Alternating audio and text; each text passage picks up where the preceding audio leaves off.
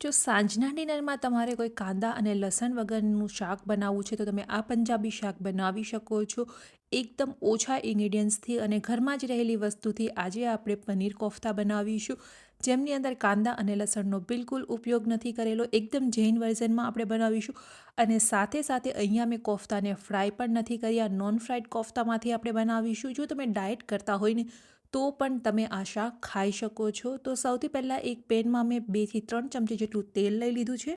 તેલ ગરમ થાય એટલે એમની અંદર હિંગ એડ કરી દઈશું, તેજપત્તા, તજ અને સાથે મેં અહીંયા સૂકું લાલ મરચું લીધેલું છે. એ બધી વસ્તુને આપણે ફ્રાય કરી લઈએ અને સાથે લીલી મરચી અને આદું એડ કરી દઈએ. તો બધા સૂકા મસાલા છે એમને અહીંયા આપણે ફ્રાય કરી લેવાના છે.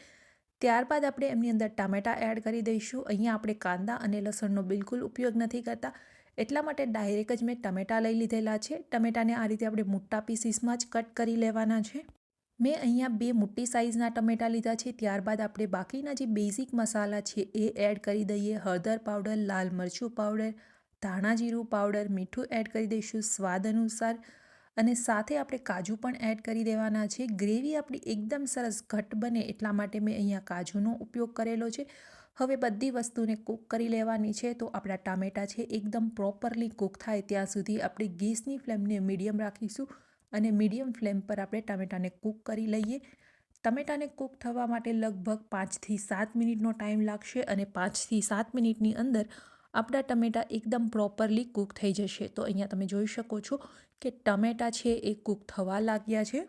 એક વખત આપણા ટમેટાં કૂક થાય એટલે એમની અંદર આપણે જે આખા મસાલાઓ એડ કર્યા છે તેજપત્તા અને તજ એમને આપણે કાઢી લેવાના છે. ક્રશ કરતી વખતે એમને આપણે એડ નથી કરવાના, જેનાથી આપણે ક્રશ કરીએ ત્યારે એકદમ ઇઝીલી છે એ આપણી ગ્રેવી બની જાય.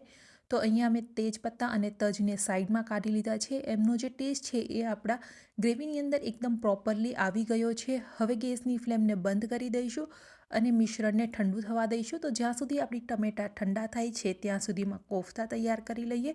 તો કોફતા બનાવવા માટે મેં 1 કપ જેટલું પનીર લીધેલું છે. પનીરને ગ્રેટ કરીને લેવાનું છે અને સાથે આપણે 1 કપ જેટલો અહીંયા બટેકા લઈ લેવાના છે. તો બટેકાને પણ મેં ગ્રેટ કરી લીધા છે. આદુ અને મરચી એડ કરી દઈશું, સાથે ધાણા એડ કરી દઈએ, મીઠું એડ કરી દઈએ સ્વાદ અનુસાર. સાથે 1/4 ટીસ્પૂન અહીંયા મેં બ્લેક પેપર પાવડર પણ એડ કરેલો છે અને બધી વસ્તુને આપણે એકસાથે મિક્સ કરી અને એક ડોના ફોર્મમાં લઈ આવીશું. અહીંયા આપણે કોર્નફ્લોરનો ઉપયોગ નથી કર્યો બાઇન્ડિંગ માટે. અહીંયા માત્ર મેં બટેકાનો ઉપયોગ કર્યો છે. જો તમે ફરાળ માટે પણ આ શાક બનાવતા હોય તો તમે ફરાળમાં પણ આ ખાઈ શકો છો ફરાળી રોટલી જોડે. હવે એમાંથી આપણે નાના નાના બોલ્સ તૈયાર કરી લઈએ. કોફતાનો શેપ આપી દેવાનો છે. મેં અહીંયા રાઉન્ડ શેપ આપેલો છે. જો તમે અહીંયા ઓલ શેપ આપવા માંગતા હોય તો એ પણ તમે આપી શકો છો. તમારી ઈચ્છા મુજબ નાની અથવા મોટી સાઇઝના તમે કોફતા તૈયાર કરી શકો છો. તો આ રીતના આપણે બધા જ કોફતા તૈયાર કરી લઈશું. આ કોફતાને આપણે ફ્રાય નથી કરવાના, માત્ર આપણે સેલો ફ્રાય કરીશું. તો અહીંયા સેલો ફ્રાય કરવા માટે આપણે જે અપમ પેન આવે છે એમનો ઉપયોગ કરીશું. મેં અહીંયા અપમ પેનમાં થોડું થોડું તેલ એડ કરી દીધું છે. હવે આપણે કોફતાને એમની અંદર સેલો ફ્રાય કરી લેવાના છે. ગેસની ફ્લેમને મીડિયમ રાખીશું અને મીડિયમ ફ્લેમ પર જ આપણે કોફતાને સેલો ફ્રાય કરવાના છે. અહીંયા આપણે ઢાંકણ ઢાંકી અને સેલો ફ્રાય કરી લઈશું, જેનાથી એકદમ સરસ રીતે છે આપણા કોફતા ફ્રાય થઈ જાય. એક સાઈડથી કોફતા એકદમ પરફેક્ટ રીતે ફ્રાય થઈ ગયા છે. તમે જોઈ શકો છો એકદમ સરસ ગોલ્ડન બ્રાઉન કલર આવી ગયો છે. હવે આપણે બધા જ કોફતાની સાઈડને ચેન્જ કરી લઈશું અને બીજી સાઈડ પણ આપણે કોફતાને ફ્રાય કરી લેવાના છે. તો બીજી સાઈડ પણ આ રીતે એકદમ પરફેક્ટ ગોલ્ડન બ્રાઉન કલર આવે ત્યાં સુધી ફ્રાય કરી લેવાના છે. બીજી વખત પણ આપણે ઢાંકણ ઢાંકી અને સેકન્ડ બાજુ છે એ ફ્રાય કરી લઈશું અને તમે જોઈ શકો છો બંને સાઈડ આપતા કોફતા છે એકદમ પરફેક્ટ રીતે અહીંયા ફ્રાય થઈ ગયા છે. તમે આ કોફતાને ડાયરેક્ટલી ડીપ ફ્રાય કરીને પણ બનાવી શકો છો, પરંતુ આજે આપણે હેલ્ધી વર્ઝનમાં બનાવીએ છીએ એટલા માટે મેં અહીંયા ફ્રાય નથી કરેલા. તમે ફ્રાય નહીં કરો તો પણ એકદમ પરફેક્ટ તમારા કોફતા બની અને તૈયાર થઈ જશે. તમે જોઈ શકો છો કોફતા આપણા બની અને તૈયાર થઈ ગયા છે. આ કોફતાને તમે આ રીતે સેલો ફ્રાય કરી અને ફ્રીઝમાં પણ 2 થી 3 દિવસ માટે રાખી શકો છો. અહીંયા આપણા ટમેટાં છે એ પણ એકદમ સરસ રીતે ઠંડા થઈ ગયા છે. એક વખત ઠંડા થઈ જાય ત્યારબાદ જ આપણે એમની ગ્રેવી તૈયાર કરીશું. અહીંયા આપણે ગ્રેવી બનાવવા માટે માત્ર ટમેટાં અને કાજુનો ઉપયોગ કરેલો છે, તો પણ આપણી ગ્રેવી એકદમ સરસ ઘાટી બનશે. અહીંયા આપણે કોઈ બહારના ક્રીમનો પણ ઉપયોગ નહીં કરીએ તો પણ સરસ ટેસ્ટ આવશે. એમને આપણે મિક્સર જારમાં ટ્રાન્સફર કરી લઈએ અને એકદમ સ્મૂથ પેસ્ટ તૈયાર કરી લઈશું. અહીંયા પાણીનો બિલકુલ ઉપયોગ નહીં કરીએ, એ રીતે ડાયરેક્ટ જ ક્રશ કરી લેવાની છે અને તમે જોઈ શકો છો ગ્રેવી બની અને તૈયાર થઈ ગઈ છે. એકદમ સરસ કલર આવ્યો છે. સેમ પેનમાં આપણે ફરીથી થોડું તેલ લઈ લઈએ. તેલ ગરમ થાય એટલે એમની અંદર આપણે અડધી નાની ચમચી જેટલી હિંગ એડ કરી દેવાની છે.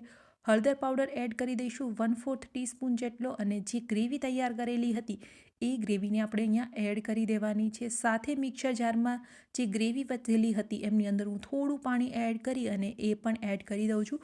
વધારે પાણી આપણે અહીંયા એડ નહીં કરીએ. જો તમે વધારે પાણી એડ કરશો તો ગ્રેવીને ફરીથી તમારે વધારે સમય માટે કૂક કરવી પડશે. હવે ગ્રેવીમાંથી તેલ છૂટું પડે ત્યાં સુધી આપણે એમને કન્ટિન્યુઅસ મીડિયમ ફ્લેમ પર કૂક કરતા રહીશું. હવે કોઈ પણ અહીંયા બાકીના મસાલાઓ એડ કરવાની જરૂર નથી, કારણ કે જે પણ મસાલા છે એ આપણે પહેલેથી જ એડ કરી દીધા છે.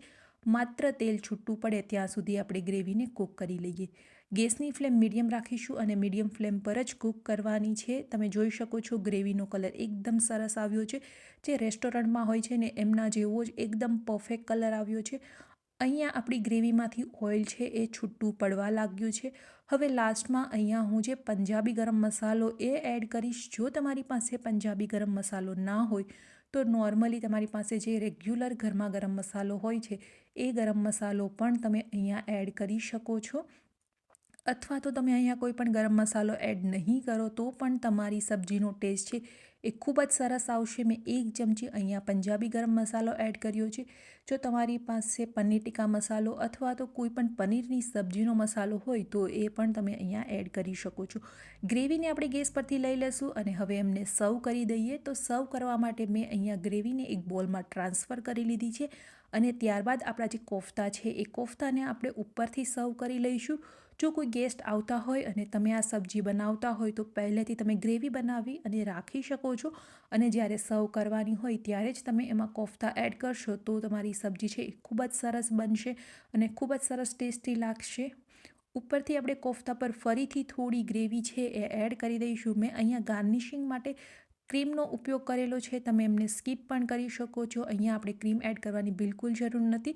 માત્ર મેં ગાર્નિશિંગ પૂરતું જ અહીંયા ક્રીમ લીધેલું છે. તો પનીર કોફતાની આ રેસીપી તમને કેવી લાગી કમેન્ટ કરી અને જરૂરથી બતાવજો. અને ચેનલ સબસ્ક્રાઈબ નથી કરી તો સબસ્ક્રાઈબ કરી અને બેલ આઇકન પર ક્લિક કરી દો, જેનાથી તમને ડેઈલી નોટિફિકેશન મળતી રહે.